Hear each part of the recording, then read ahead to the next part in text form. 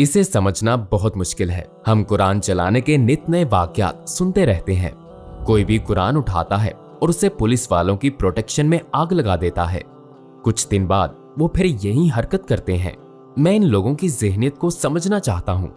सबसे बढ़कर उन लोगों की हुकूमतें उन्हें ये काम करने की इजाजत क्यों देती हैं? वो इस गैर माकूल काम से क्यों नहीं रोकती जिससे 2 बिलियन मुसलमानों की दिल आजारी होती है? सिर्फ मुसलमान ही नहीं बल्कि गैर मुस्लिम भी कुरान के चलने से डिस्टर्ब हो जाते हैं। ऐसा ही एक और वाकया दोबारा हुआ। इस मर्तबा पुलिस ने मदाखलत की, लेकिन कुरान जलाने वाले शख्स के खिलाफ नहीं, क्योंकि उसे तो फ्रीडम ऑफ स्पीच का हक हासिल है। बल्कि पुलिस ने उन लोगों के खिलाफ एक्शन लिया जिन्होंने उसे रोकने की कोशिश की थी। 15 लोगों को गिरफ्तार कर लिया गया। किस लॉजिक से, कौन से फ्रीडम ऑफ स्पीच के साथ इसकी वजाहत की जा सकती है? इसी मुल्क के फॉरेन मिनिस्टर ने कुरान जलाने के एक और वाक़ये पर बयान जारी किया है, क्योंकि ये लोग मुस्तकिल कुरान जला रहे हैं। उसने कहा कि कुरान जलाने का मकसद नफरत या गुस्सा दिलाना नहीं, बल्कि ये फ्रीडम ऑफ स्पीच की एक शक्ल है। यानी फ्रीडम ऑफ स्पीच सिर्फ उनके अपने ख्यालात पर अप्लाई होता है।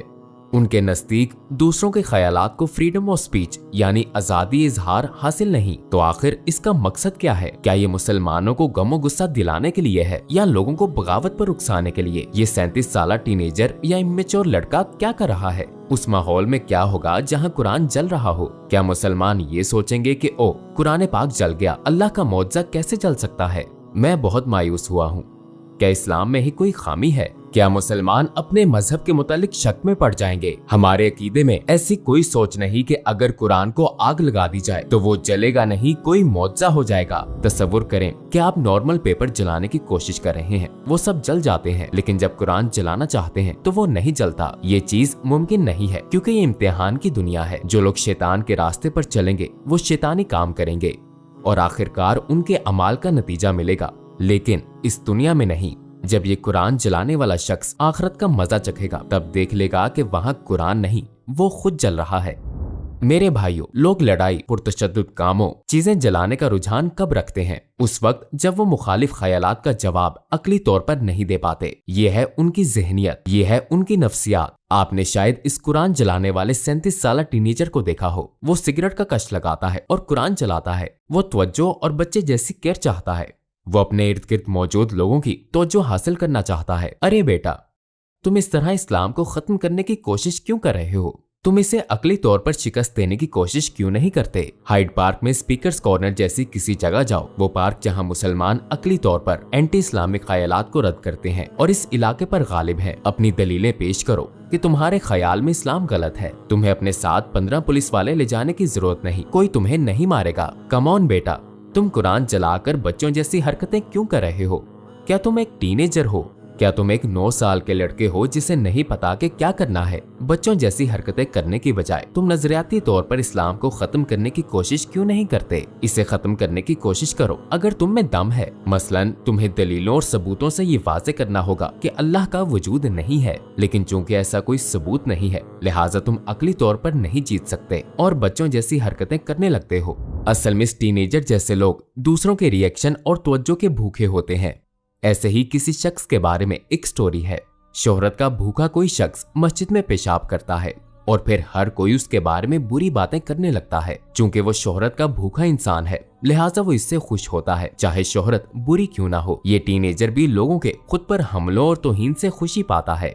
हर एक का मुख्तलिफ रिएक्शन होता है, लेकिन अगर मैं उस वक्त इस बच्चे के सामने होता तो शायद मैं इसके सामने खड़ा हो जाता। मैं गुस्सा किए बगैर कुछ देर इस बच्चे का मजाक उड़ाता, क्योंकि तमाम बच्चों की तरह इससे भी मोहब्बत और केयर की जरूरत है। शायद मैं उससे कहता, तुम्हारी उम्र क्या है बेटा? 9 साल के हो या 5 साल के? क्या तुम इसलिए नर्वस हो कि किंडरगार्टन में तुम्हारे दोस्त अपने खिलौने तुम्हें नहीं देते? क्या तुम्हें चॉकलेट्स चाहिए, कैंडीज चाहिए? तुम क्या पाने की कोशिश कर रहे हो? तुम कुरान जलाकर इस्लाम को नुकसान नहीं पहुंचा रहे, बल्कि तुम ये बता रहे हो कि तुम इसके मुकाबले में कितने कमजोर हो। तुम्हारे पास कोई दलील नहीं है। मसलन एक मुसलमान की हैसियत से क्या मैं दूसरे अकीदों, दूसरे रिलीजन्स के साथ ऐसा करने की कोशिश करता हूँ? नहीं, क्योंकि टुवर्ड्स इटर्निटी चैनल के जरिए हम सबूत पेश करते हैं, प्रूफ दिखाते हैं, हम अकली तौर पर वजाहत करते हैं और बस। वैसे एक ऐसा ही वाकया पैगंबर मोहम्मद सल्लल्लाहु अलैहि वसल्लम के जमाने में भी हुआ था। अबू जहल एक आइडिया पेश करता है, अपने दोस्तों की तरफ देखता है और कहता है, जब मोहम्मद सल्लल्लाहु अलैहि वसल्लम नमाज में सजदे में जाएंगे तो ऊंट की ओजड़ी और अंतरियां कौन मोहम्मद की गर्दन पर रखेगा? अकबा अपने चेहरे पर जहरीली मुस्कुराहट लिए बगैर सोचे समझे अपनी जगह से खड़ा हुआ।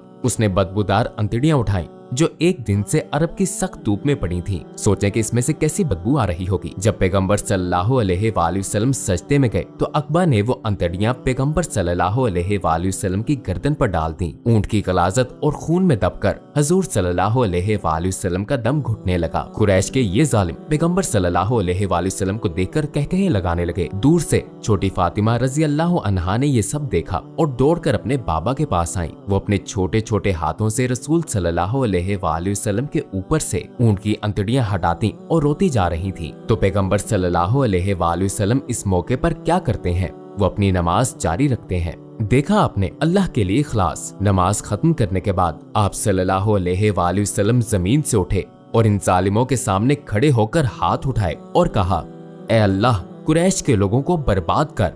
कुरैश के जालिम ये अल्फाज सुनकर सकते में आ गए, क्योंकि ईमान ना लाने के बावजूद वो हमारे पैगंबर सल्लल्लाहु अलैहि वसल्लम को जानते थे और उन्हें मालूम था कि उनकी दुआ कबूल होगी। बाद में पैगंबर सल्लल्लाहु अलैहि वसल्लम की दुआ कबूल हुई और कुरैश के ये जालिम अपना सब कुछ गवाकर रुस्वा हुए। दूसरे अल्फाज में बिल्कुल ऐसे ही वाकयात हमारे पैगंबर सल्लल्लाहु अलैहि वसल्लम के जमाने में भी हुए हैं। वो लोग जो नजरियाती जंग नहीं जीत सके वो बचकाना हरकतों पर उतर आए। लिहाजा ये कोई नई बात नहीं है। इस तरह की चीजों से कभी फायदा नहीं होता। उन्हें पता है कि इस्लाम तेजी से फैल रहा है। तमाम आदादोशुमार बताते हैं कि इस्लाम इस वक्त दुनिया में सबसे तेजी से फैलने वाला मजहब है। वो जानते हैं कि ना तो यहूदियत, ना ईसाइयत, ना एथीज्म, ना इग्नोस्टिज्म का कोई मुस्तकबिल है, लेकिन इस्लाम अपने अकली सबूत पेश करता है। इस्लाम लोगों को अपनी सच्चाई का कायल करता है। हर मुल्क में हर मजहब के बहुत से लोग हैं जो इस्लाम कबूल कर चुके हैं। यूट्यूब इस्लाम कबूल करने वालों के इंटरव्यू से भरा पड़ा है। इंग्लैंड से, अमेरिका से, कनाडा से, ईसाइयत से, एथीज्म से लोग मुसलसल इस्लाम में दाखिल हो रहे हैं।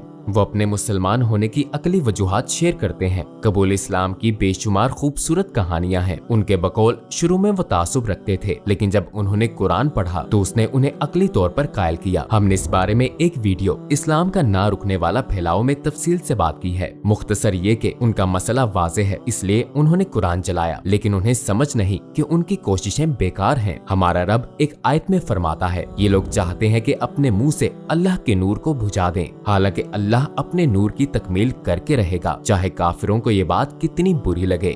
लिहाजा वो अगर चाहें भी तो अपने बचकाना रवैयों से इस्लाम की तरक्की नहीं रोक सकेंगे। वो जो चाहें कर लें, मुस्तकबिल इस्लाम का ही है। उनके ना चाहने के बावजूद अल्लाह अपने नूर की तकमील करके रहेगा।